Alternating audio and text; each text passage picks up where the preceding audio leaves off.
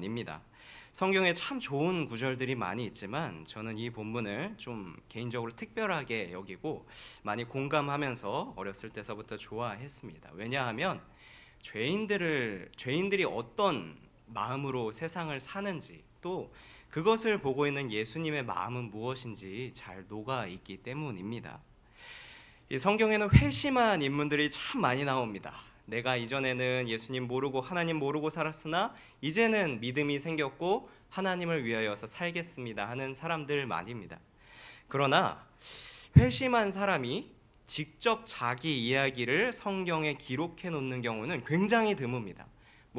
바울 정도 내가 그때는 죄인 중에 괴수였다, 하나님과 원수된 사이였다, 그 정도 자기 손으로 직접 쓰지, 대부분의 사람은 자기가 회심한 얘기를 자기 손으로 쓰지 못하고 남의 손에 의해서 기록된 것을 많이 볼 수 있습니다. 그러나 그 아주 드문 사례 중에 하나가 오늘 바로 나오는 마태의 이야기가 되겠습니다. 자기가 어떻게 예수님을 믿고 따르게 됐는지를 자기 손으로 써놓은 구절입니다. 이 고 오카는 목사님은 마태의 회심 간증을 보고서 이렇게 추측한 적이 있습니다. 누구나 자신의 회심 이야기는 구구절절 감정이 복받쳐 오르면서 자세히 말하고 싶어 한다. 그러나 마태는 의외로 굉장히 짧게 축약한다. 회심할 당시 자신의 감정이나 느낌 같은 부산물들을 최대한 제외하고 정말 예수님은 이런 분이시다 소개하고 싶은 의도가 있어서였을 것이다. 저와 함께 이 짧은 이야기 속에 어떤 감동이 있는지 잘 살펴보고 은혜 나누기를 원합니다. 제가 먼저 이 이야기를 한번 자세히 들여다보았고 지금은 너무나 좋아하는 것처럼 성도님들도 오늘 이 말씀을 자세히 들으신 후에 이 기억에 남는 말씀이 되실 것입니다. 우선은 세리라는 직업부터 시작해 보도록 하겠습니다. 당시 세리는 창기, 강도와 더불어서 죄인의 3대 대명사였습니다. 죄인, 저 사람 나쁜 사람, 그러면 사람들의 머릿속에는 자동적으로 이런 세리가 떠오르게 되는 것입니다. 그래서 세리는 어딜 가나 인간 취급을 잘 못 받았습니다. 세리는 사람이 아니라 무슨 불결한 짐승이나 부정한 그런 물건처럼 취급당하는 경우가 많았습니다. 심지어 모든 사람을 평등하게 대하면서 정의를 찾아야 할 법정에서조차 어린 고아, 힘없는 과부의 이야기는 잘 들어줍니다. 하지만 세리의 말은 증언으로조차 들어주지 않았다는 기록이 있습니다. 세리는 요즘 말로 치면은 완전히 이스라엘 사회에서 사회적으로 거세를 당한 것이나 다름이 없었습니다.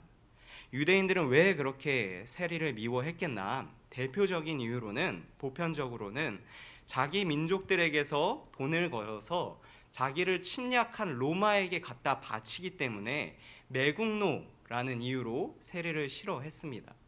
이 명분을 찾고 대의적인 면에서 세리를 이렇게 매국노라고 규정짓고 싫어한 것입니다. 그런데 제가 볼 때는 좀 개인적인 이유도 강했으리라고 생각을 합니다. 왜 모든 사람들이 그렇게 지독하게 세리를 싫어할 수밖에 없었느냐? 그것은 바로 당시에 세리가 양심을 팔아서 돈을 버는 직업이었기 때문입니다. 구체적으로 예를 하나 들어보겠습니다. 마태가 살았던 가버나움은 어디 시골 변방에 사람도 별로 없고 세수도 안 나오고 그런 촌동네가 아니었습니다. 교통의 요지로서 많은 사람들이 오가는 거점 도시였다고 합니다. 이때 세리가 거기서 세금을 걷습니다. 무역하는 관세, 통행세, 마을이나 시장에 들어가는 입장세, 입장을 사람만 하는 게 아니죠. 동물들도 하게 되면 동물에게 세금 부과하고, 또 그중에 바퀴 달린 마차가 있으면 또 마차에게 세금 부과하고, 또 기타 등등 여러 가지 차량세, 여러 가지 것들을 부과하다 보면 가버나움에 있던 마태 정도 되는 세리는 섭섭하지 않게 큰 돈을 만질 수 있었을 것이다 라고 학자들은 많이 추측합니다. 이 문제는 지금과 다르게 옛날에는 세금을 이렇게 제가 말씀드린 것처럼 여러 개의 항목으로 정확하게 나눠서 이거당 얼마, 이거당 얼마 그렇게 공지하지 않았다는 것입니다. 그래서 대중들은 뭐 세리가 당신은 뭐 5만 원 내세요. 그러면은 왜 5만 원이 나왔는지 모릅니다.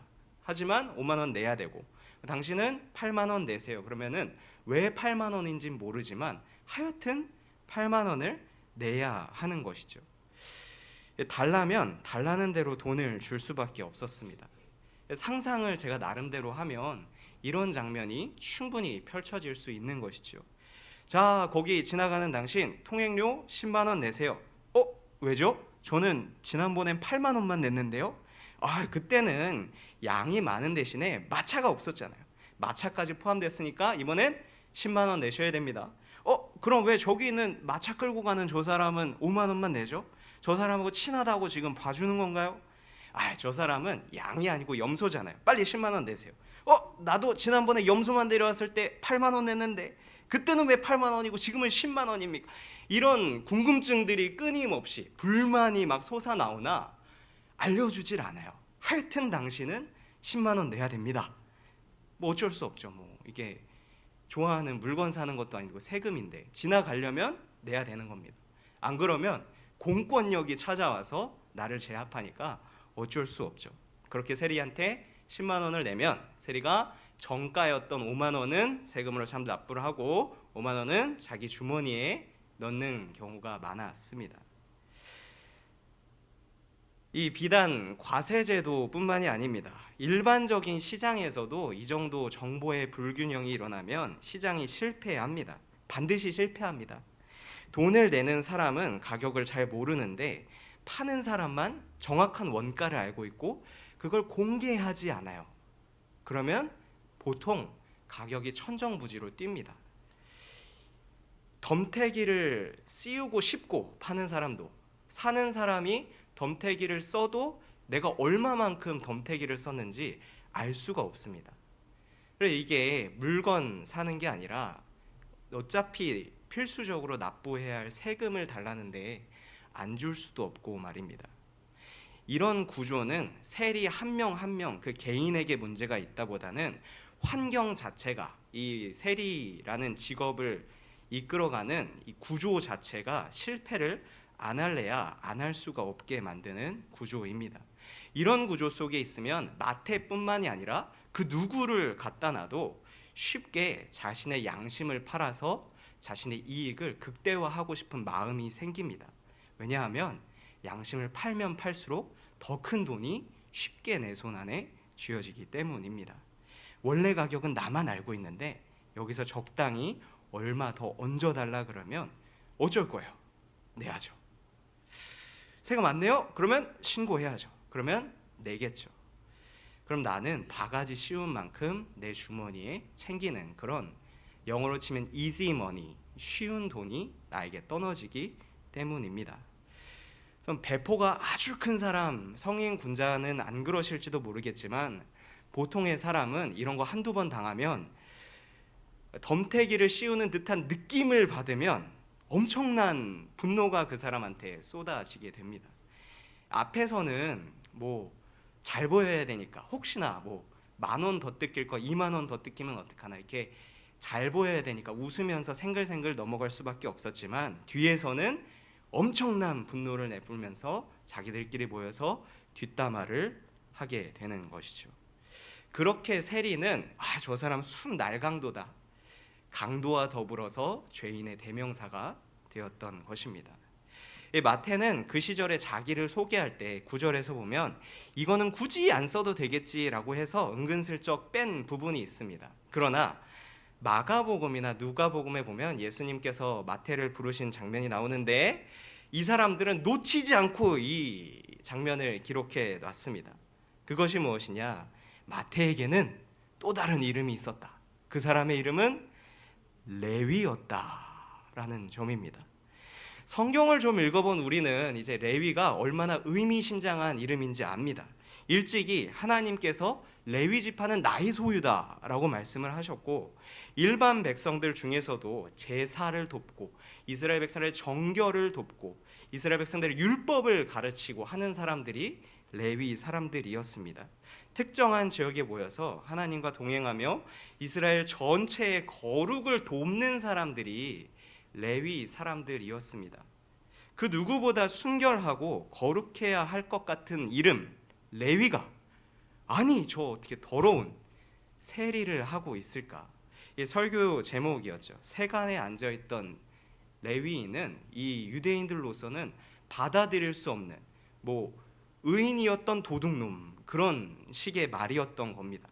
마태는 이걸 자기가 레위라는 이름을 갖고 있었던 걸 애써 숨기고 싶었던 것 같았지만 지켜보는 사람들은 다 알고 있었습니다.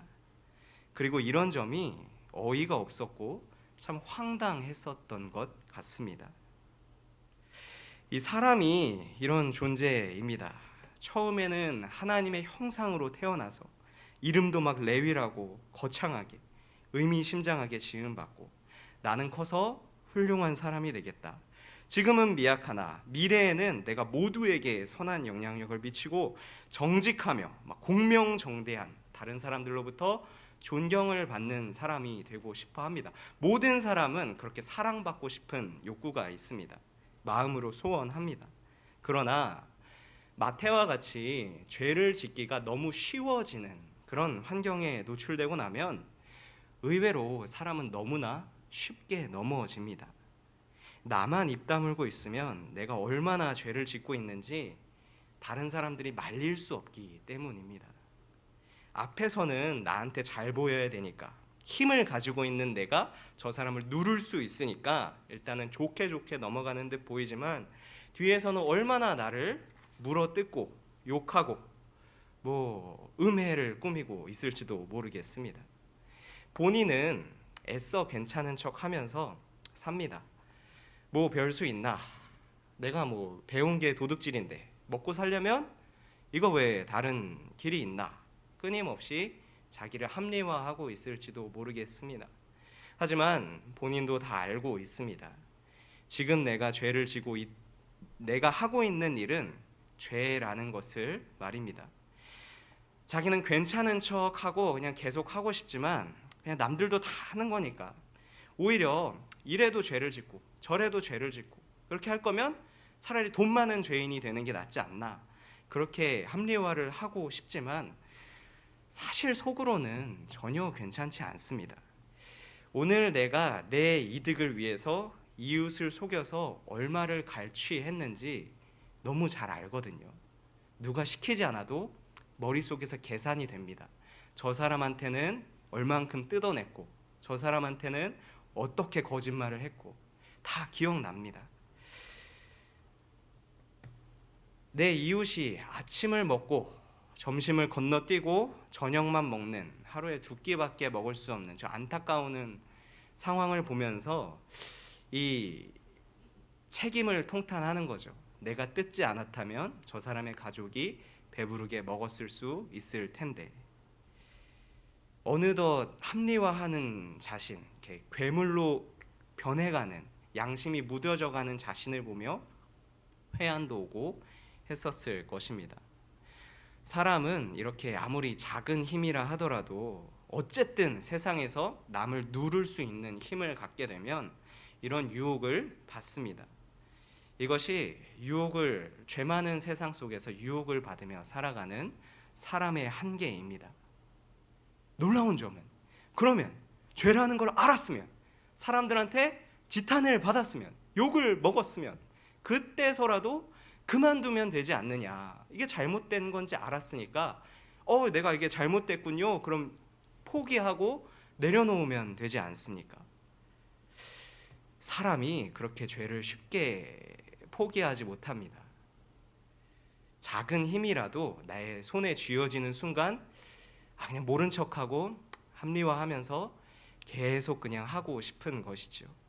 왜냐하면 이거라도 없으면 나는 아무것도 아니라는 생각이 들기 때문입니다. 이미 내가 죄를 많이 지어왔기 때문에 죄가 나 같고 내가 죄 같고 죄가 없이는 살아가는 삶은 상상하기도 힘든 것이지요. 그렇게 여느 날과 다름없이 마태는 그날도 세관에 앉아서 자기 힘을 누리고 있었습니다. 누구에게 돈을 받았나? 누구에게 또 돈을 받을까? 얼마나 내 양심을 팔아서 돈을 벌고 죄를 더 잘 지을 수 있을까? 앉아서 열심히 계산하던 차에 갑자기 예수님이 찾아옵니다. 예수님이 찾아오셔서 마태를 봅니다. 우리 성경에는 그냥 예수님이 마태를 봤다라고 짧게 넘어갔지만 원어 성경에 보면 예수님께서 마태를 자세히 보시고 관찰했다라는 의미로 마태를 보셨다라고 씁니다. 예수님은 마태를 관찰하고 자세히 들여다보신 것입니다. 자기가 자기 인생 속에 가장 죄인스러운 모습으로 추락해 있을 때 마태는 그때 예수님이 나를 찾아오셨다라고 고백합니다. 그래서 그렇게 찾아오신 예수님은 자기를 자세히 보셨죠. 그리고 마태는 고백합니다. 내가 뭐라 변명할 수 없을 만큼 하나님과 멀어져 있을 때 어떻게 하면 죄를 더 잘 지을 수 있을까 고민하던 그때에 예수님께서 나를 찾아왔다. 예수님은 그 모습을 자세히 들여다보고 나를 따르라 라고 말씀하셨다. 예수님이 찾아오시면, 이 하나님이 찾아오시면 내 인생은 이제 벌받고 끝났다, 심판이 임할 줄 알았는데 예수님은 오히려 사랑으로 자기 죄를 덮어주시고 거룩한 백성으로 회복되기를 초대해 주셨다라고 느낀 것입니다. 이 사랑의 초대가 마태의 삶을 완전히 180도 바꿔놓습니다. 이날 마태는 자기가 인생을 걸만할 진짜 사랑을 마주했고 미련 없이 예수님을 따릅니다. 예수님을 만나서 너무 기뻤던 마태는 자기와 비슷한 삶을 살고 있던 세리들, 죄인들을 다 자기 집으로 부릅니다. 그리고 예수님도 초청해서 자기 집에서 잔치를 열게 됩니다. 이 마태의 이야기처럼 우리도 이렇게 예수님을 만났다는 생각이 듭니다. 예수님은 내가 죄의 늪에 빠져서 내 힘으로 벗어날 수 없을 때, 내가 어떻게 하면 죄를 더 잘 지을 수 있을까 고민하고 있을 때 찾아오십니다. 찾아오신 예수님은 지금 내가 스스로 느끼기를 나의 삶만으로는 좀 안심이 될 수 없다, 나의 삶만으로는 좀 안정적일 수 없다, 나는 불안해하고 있다라는 심리를 단번에 간파하십니다. 내가 나만 알 수 있었던 스스로의 과거를 너무너무 수치스러워서 꽁꽁 숨겨놓고 견딜 수 없어 하는 나를 자세히 보십니다. 그리고 나를 따르라 라고 말씀하십니다. 그때 죄의 죄를 점철시켜서 어떻게 해서든지 무너지려는 죄의 탑을 막으려는 그렇게 처절하게 살아왔던 나의 심리는 와르르르 무너지고 맙니다. 묘하게도 이때 형용할 수 없는 큰 감동이 있습니다. 왜냐하면 더 이상은 외롭게 내가 내 의를 지키면서 살 필요가 없구나. 더 이상 내 죄를, 더 큰 내 죄로 덮으면서 외롭게 살아도 되지 않겠구나. 죄로 인해 더 이상 내 인생에 비참해지는 일은 없겠구나라는 안심이 들기 때문입니다.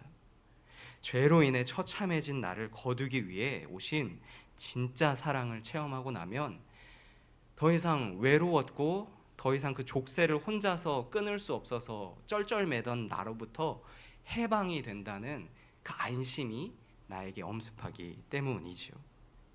그래서 죄 가운데 넘어진 사람일수록 누구도 나를 변화시키지 못한다고, 더 이상 갈 때까지 간 나는 희망이 없다고 말하는 사람일수록 저 사람만큼은 아주 그냥 안 되는 사람이고 누구에게도 용서받을 수 없고 특별히 더 이상 재기할 수 없게 아예 지금 싹을 잘라놔야 한다고 손가락질을 받는 사람일수록 예수님을 만나야 합니다. 예수님을 만나 진정한 사랑을 경험하면 이전의 것들을 부끄러운 것으로 여기게 되어 있습니다.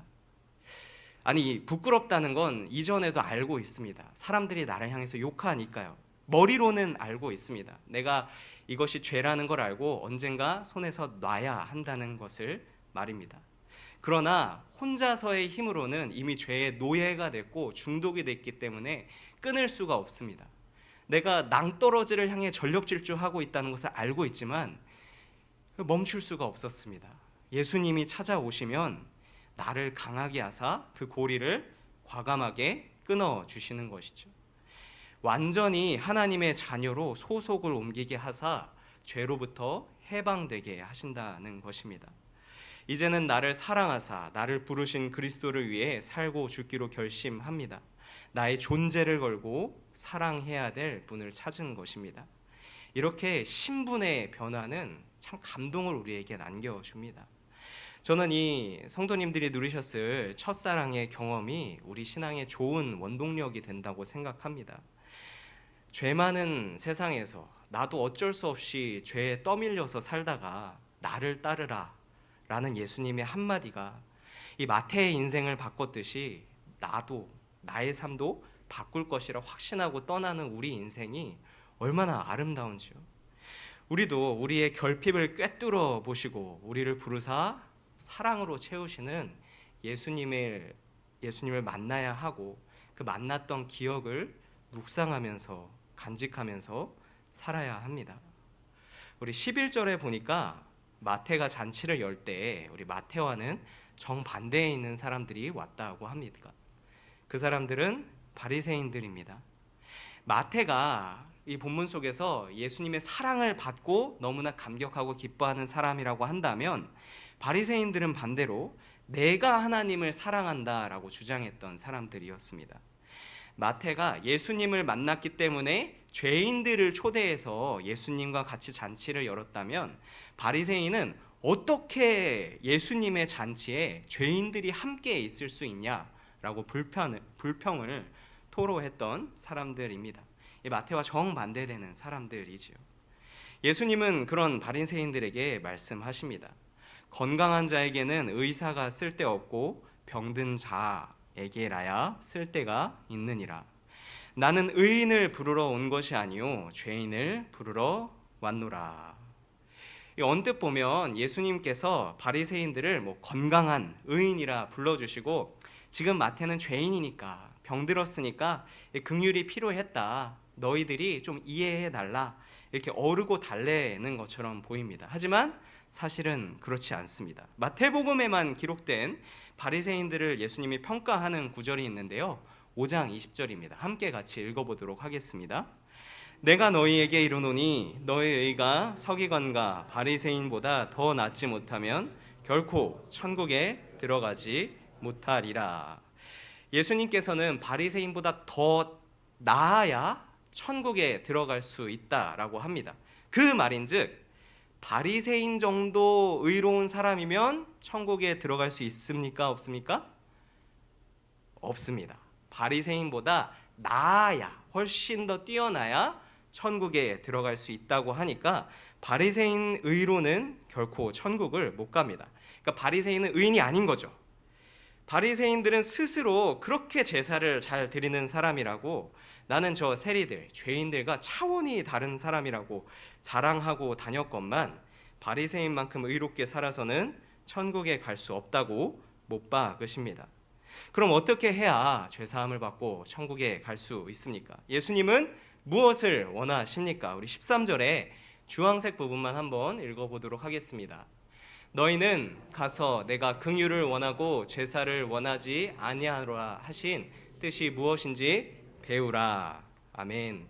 제사 말고 긍휼을 원한다라고 말씀하십니다. 예수님께서 여기서 너희는 가서 이 말씀을 배우라라고 하시는 것은 호세아서 6장 6절을 말씀하시는 건데요. 제가 읽어드리겠습니다. 나는 인애를 원하고 제사를 원하지 아니하며 번제보다 하나님을 아는 것을 원하노라. 하나님은 제사보다 하나님을 아는 것을 원한다라고 말씀하십니다.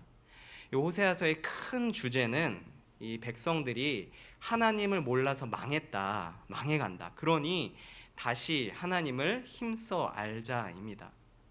왜냐하면 내가 좀 엇나가고 많은 것을 잃어버리고 다른 사람들로부터 욕을 많이 먹고 해도 하나님을 알아가기에 힘쓰고 하나님과의 관계가 끊기지만 않으면 하나님이 긍휼히 여겨주시는 이 마음이 어떻게 해서든지 우리를 쫓아와서 그래도 너가 사랑받을 만한 사람이 되어야 하지 않겠니? 너가 그래도 하늘의 백성이 되어야 하지 않겠니? 우리를 추스려 주시면서 우리를 의로운 사람으로 망가지지 않게 싸매어 주실 것이기 때문입니다. 성도님들, 사랑이 무엇이라 생각하십니까?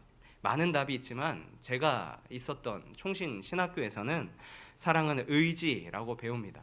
사랑은 울퉁불퉁한 거칠게 펼쳐져 있는 현실과 내 생각, 내 감정 앞에서 감정을 사랑 앞에 얼마나 굴복시키느냐에 따라서 사랑의 완성도가 있다라고 이야기합니다. 현실적인 조건에 따라서 이때는 이렇게 얘기했다가 저 때는 다르게 얘기하고 뜬구름 잡는 말만 계속 한다든지 아니면 요동치는 내 감정만 있다면 그것은 사랑이라기보다 기호, 그냥 좋아한다, 그 정도에 그치는 것이죠. 하나님이 사랑을 이렇게 의지적으로 하십니다. 그저 바라보며 잘하면 좋다, 못하고 있으면 야 너는 글렀다, 이렇게 하지 않으시고 예수님을 보내서 자기 전부를 보내십니다.